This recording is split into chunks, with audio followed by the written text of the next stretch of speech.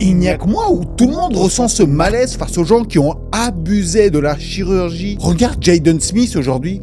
On dirait qu'il a été généré par une IA version gratuite. Beyoncé, elle est jolie, mais son maquillage, elle ressemble à ça. Et Jenna Ortega, la meuf de Wednesday, à la base, c'est une petite meuf mignonne. Là, tu sens que dans 3 interventions, elle va devenir un giga chad. Mais moi, physiquement, j'ai peur d'elle. Franchement, toutes les stars en ce moment, elles font tellement de chirurgie. Si moi, j'étais tombé dans le coma il y a 5 ans, et que je me réveillais aujourd'hui, je saurais pas reconnaître 90% d'Hollywood. C'est quoi ce délire? On est arrivé à un moment tellement bizarre dans les standards de beauté que plus t'as l'air parfait, moins t'es beau. On a inventé la perfection moche. Et on le voit chez les célébrités, surtout chez les anciennes enfants stars. Comme par exemple Selena Gomez, Ariana Grande ou Miley Cyrus. Des filles qui avaient un style vraiment unique, un visage reconnaissable. Maintenant, elles ont toutes ce look sculpté, ultra taillé. Tu te dis, ok, enfin, c'est réussi si c'est ce que tu voulais, mais c'est plus toi. Je vois Miley Cyrus partout, et il y a un truc qui cloche.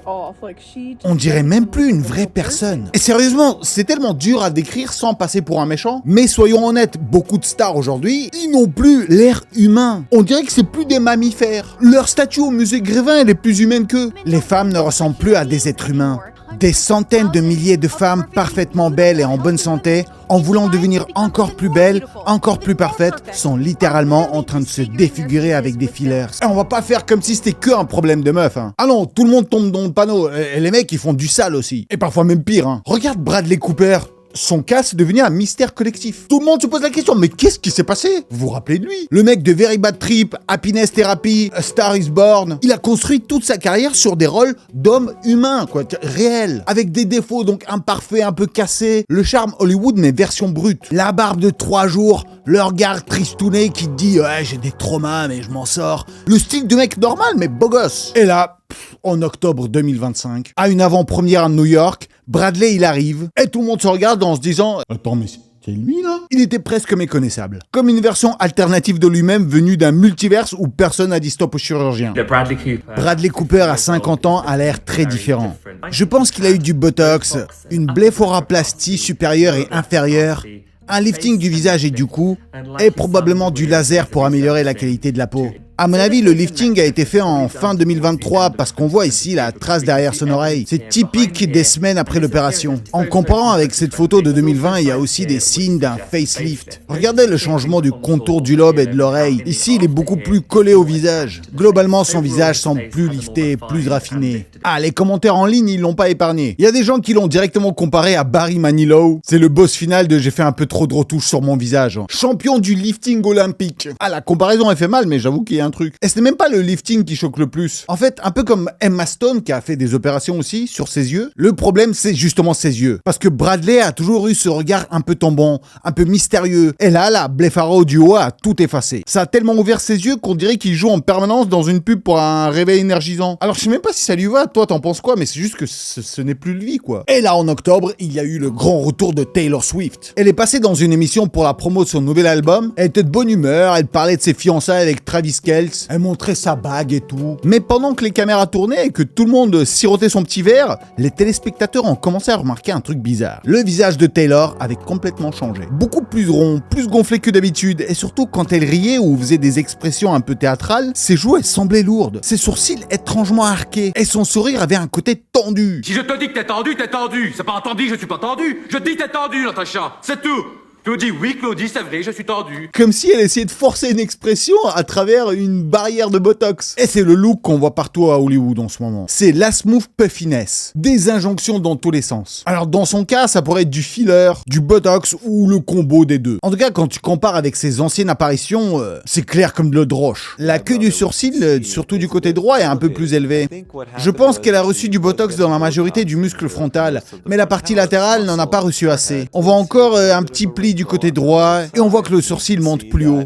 Et donc depuis quelques semaines, tout internet et genre Reddit, tout le monde en parle. T'as des milliers de commentaires, des analyses dignes du FBI. Alors certains défendent que c'est juste la fatigue, l'alimentation, le mauvais éclairage, mais la plupart des commentaires sont beaucoup plus directs. Et ce qui gêne en fait, c'est que Taylor n'a que 35 ans. Elle est plus jeune que moi. À cet âge-là, t'as pas besoin d'autant de chirurgie normalement. Tu te corriges un peu, mais pas ça. Pas un gonflement soudain, et c'est perte d'expression, tu vois. De toute façon, Hollywood, il a toujours été obsédé par la perfection. Mais ces derniers temps, on a clairement franchi la ligne rouge. Avant, les transformations extrêmes chez les célébrités, c'était assez rare. C'était un peu des cas uniques, super cringe, des monstres, quoi, tu vois, dont tout le monde se moquait. Mais là, t'en vois dans tous les fils d'actualité. Vous vous rappelez de quand Zac Efron, il a apparu à un événement pour la journée de la Terre et tout ça, avec sa mâchoire de flambant neuve, là. Et ben aujourd'hui, c'est tout le monde. Et c'est même plus des stars vieillissantes qui ont peur de vieillir, qui tentent de rattraper leurs 20 ans. Non, c'est des gens qui étaient déjà très beaux à la base. Et ce qui est le plus bête, c'est que c'est des gens qui ont construit leur carrière sur le fait d'être naturellement beaux, et ben qui aujourd'hui courent après un niveau de perfection qui n'existe même pas. Certaines des plus belles femmes du monde ne ressemblent plus à elles-mêmes. Elles sont tellement liftées, sculptées, symétriques que leur visage est devenu parfait, mais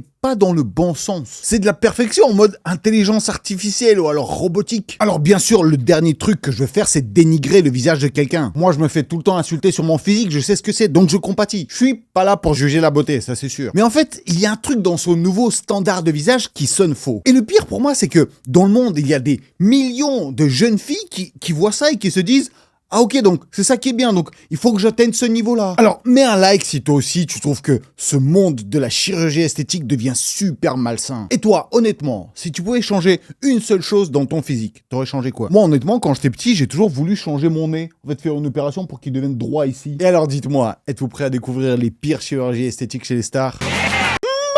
C'est parti. Alors vous vous rappelez, avant, dans les années 90-2000, la beauté, elle n'était pas parfaite.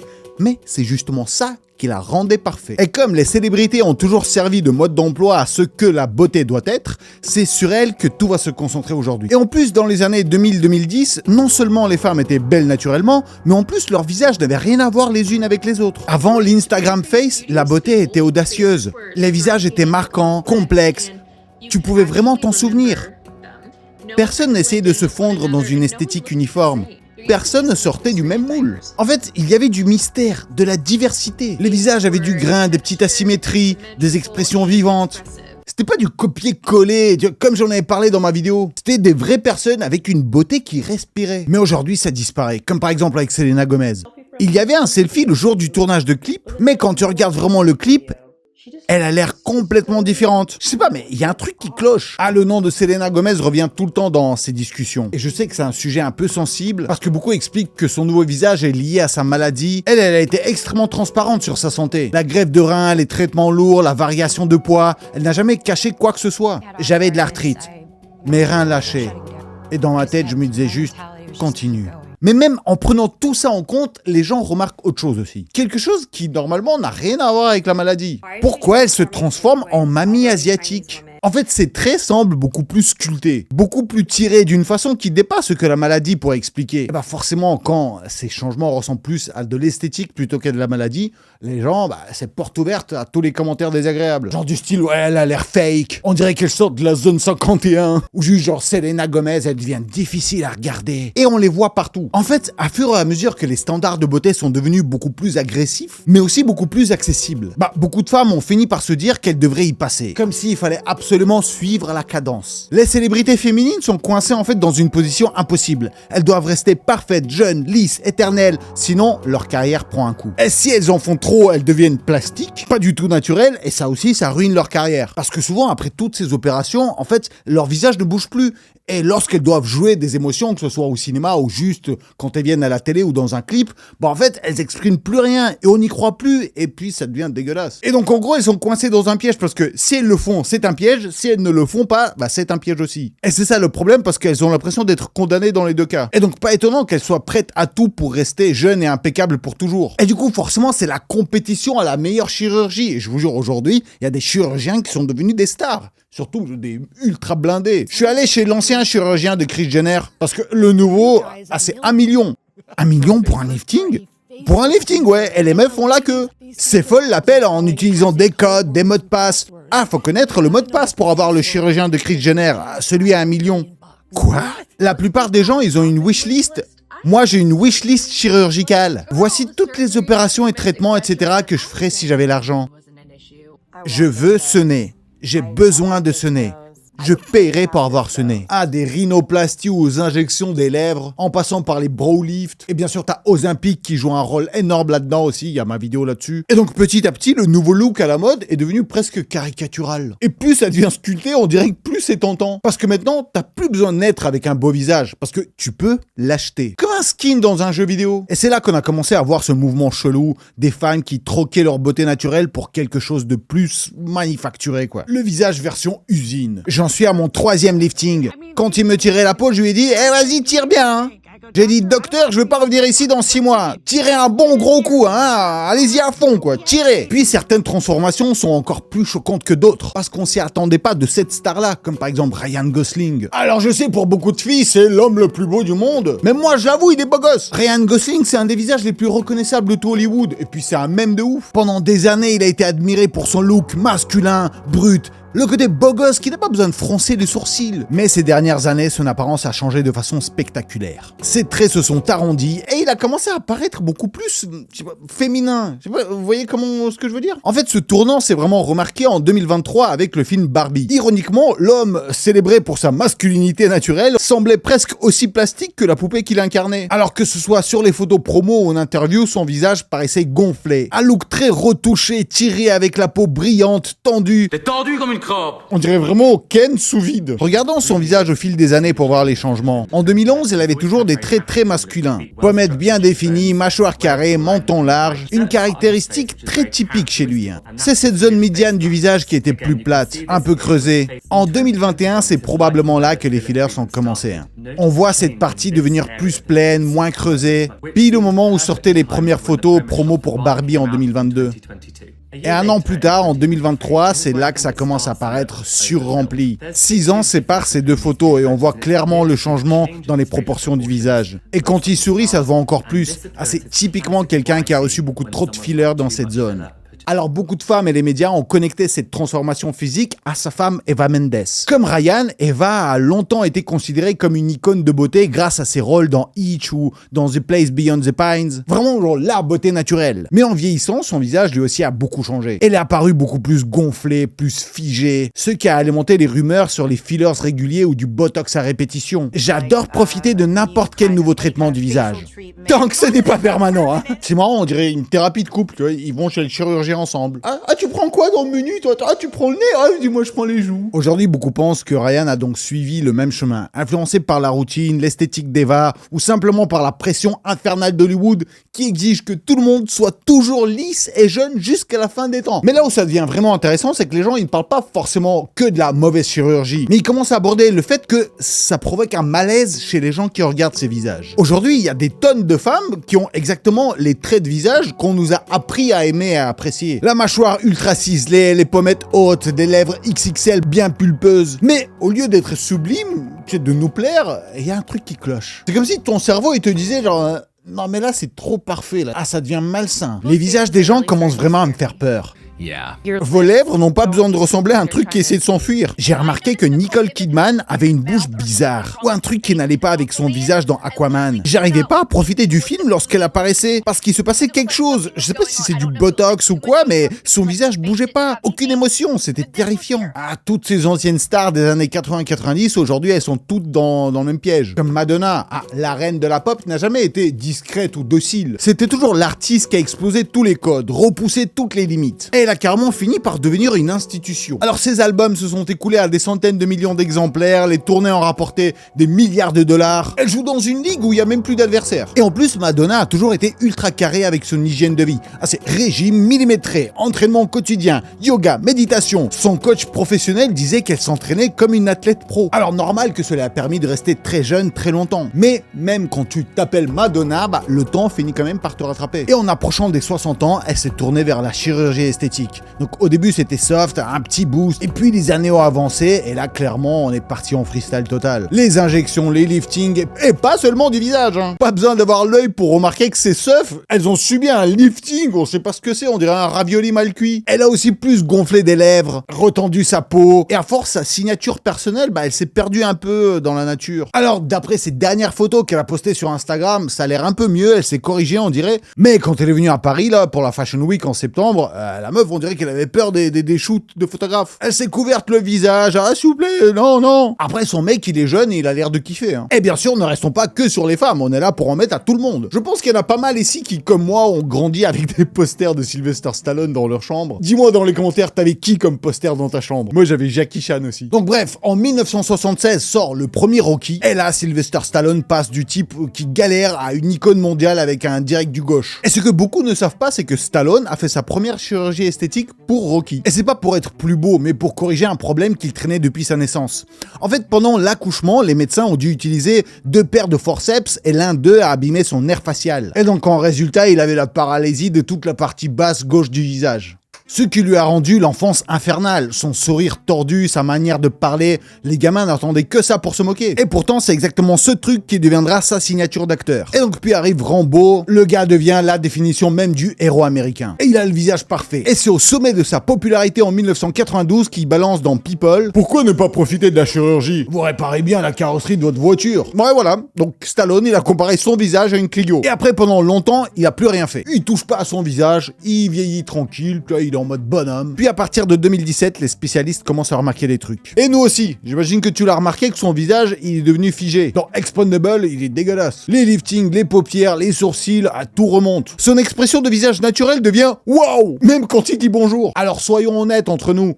Il ressemble de plus en plus à sa poupée dans les Guignols. Alors pourquoi ils se forcent tous à devenir aussi parfaits? Il y a un changement majeur dans notre société qu'on peut accuser pour tout ça. Et le coupable, c'est la beauté version intelligence artificielle. Je parle de ces filtres qui se contentent plus de lisser la peau ou d'enlever des pores. C'est des filtres qui te reconstruisent. Ils te refont la façade complètement.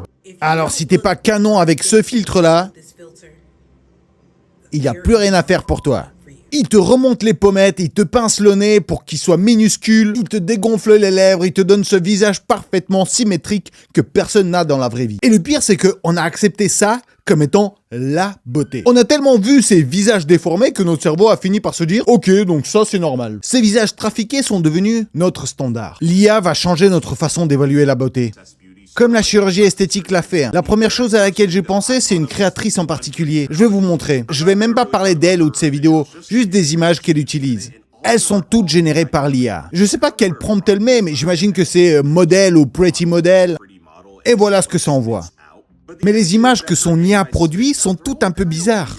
Alors il existe des femmes qui ressemblent un peu à ça, mais ce qui est flippant, c'est que l'IA, quand tu lui demandes une femme jolie ou mannequin, elle pense que toutes doivent ressembler à ça. Alors j'imagine qu'en tant que femme ou même ado, voir ce genre de visage va devenir de plus en plus commun. Et ça te bousille le cerveau sur ce que tu crois devoir être. Moi, j'aime pas ça. Et maintenant, je vais vous montrer un vrai exemple pour vous montrer pourquoi est-ce qu'on s'y habitue. Vous avez remarqué qu'il y a comme une sorte de trend où des femmes utilisent au contraire des filtres moches. Alors c'est pour faire rire ou juste pour cacher sa beauté, mais elles l'utilisent tellement qu'elles ont commencé à adorer leur visage avec. Elles ont commencé à se trouver belles avec ce filtre. Donc imagine, plus tu regardes un filtre avec de la chirurgie sur ton visage que à la base tu trouves chelou, à force ton cerveau il se dit finalement c'est pas si mal. Et cette distorsion du réel colle parfaitement à la théorie de la cultivation. L'idée que si tu es exposé pendant longtemps au même contenu médiatique, ça finit par modifier ta vision du monde. Et dans le contexte de la beauté, donc voir encore et encore ces visages idéalisés des célébrités, ça change petit à petit ce qu'on considère comme normal, comme atteignable. Et j'ai l'impression que beaucoup de ces femmes, surtout les célébrités, ressemblent aujourd'hui plus à des objets de luxe qu'à des êtres expressifs. En fait, quand on regarde ces chirurgies, on a envie de se dire « Ah, elles ont l'air riches !» et non pas « Elles ont l'air belles ou vivantes ». C'est comme si arrivé à un certain niveau social, à un moment donné, t'es obligé d'avoir ce look ultra sculpté, tout ça pour montrer que oui, j'ai de l'argent. Parce que si tu ne l'as pas, les gens ils commencent à se dire que t'as l'air fatigué, que t'as l'air vieille ou vieux, ou juste que tu t'es laissé aller. Je pense qu'on est en train de glisser vers un standard de beauté taillé par l'intelligence artificielle. Le truc lisse, prévisible, qui n'a plus rien d'humain. Et beaucoup de gens, malheureusement, finissent par croire que ça, c'est beau. Parce qu'on communique de moins en moins entre nous. Il y a des gens qui sont en couple avec ces personnages de l'IA. Donc forcément, quand tu discutes H24 avec une image, t'as envie de retrouver la même dans ta rue. Mais la beauté, ça n'a jamais été un truc parfait, calibré ou symétrique. Si tu te changes pour ressembler à tout le monde, tu perds ce qui te rendait unique, ta vraie beauté. Tu deviens une mise à jour ratée de toi-même. Alors mes Yagado, retenez que vous n'avez pas besoin de vous transformer. Ce que vous avez déjà, c'est ça qui vous rend beau. Tu es beau. Aucun filtre ou opération te rendra plus belle ou plus beau. Allez, mes Yagada belle gosse et beau gosse. Donc, on a commencé le mois de décembre. Donc, c'est le mois Yagada. Il y aura normalement plus de vidéos. Je vais essayer de faire au moins 3 voire 2 vidéos par semaine. Donc, je vous fais un maximum de Yagada Kiss. Et j'ai déjà hâte de vous retrouver à la prochaine vidéo qui va arriver. Mais très bientôt. Hop. J'ai vu que vous aimez bien quand je danse.